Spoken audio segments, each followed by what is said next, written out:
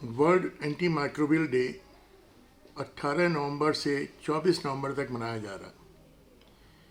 इसकी इतनी ज़्यादा ज़रूरत है इस बात को समझने की कि हमको अप्रोप्रिएट एंटीबायोटिक देनी है, एडिक्वेट स्ट्रेंथ में देनी है।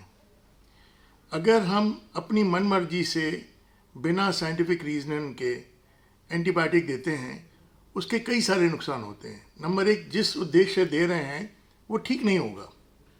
दूसरा, अननेसेसरी एक बेसिक रेसिस्टेंस बन जाएगी, तो जब उसकी ज़रूरत होगी तब वो दवा काम नहीं करेगी।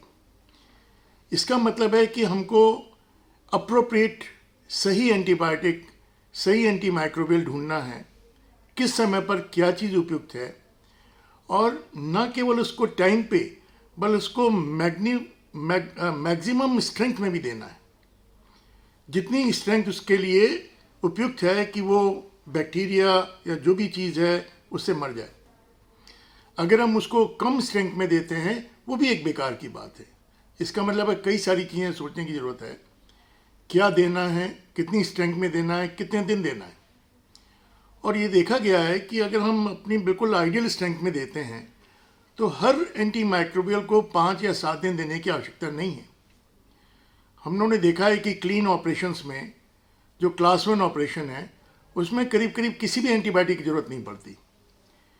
इसका मतलब है कि अगर हम ऑपरेशन की सुविधा या जहाँ पर हेल्थ केयर फैसिलिटी है उसको इम्प्रूव कर लें तो आपकी एंटी माइक्रोबियल की रिक्वायरमेंट कम हो जाती है।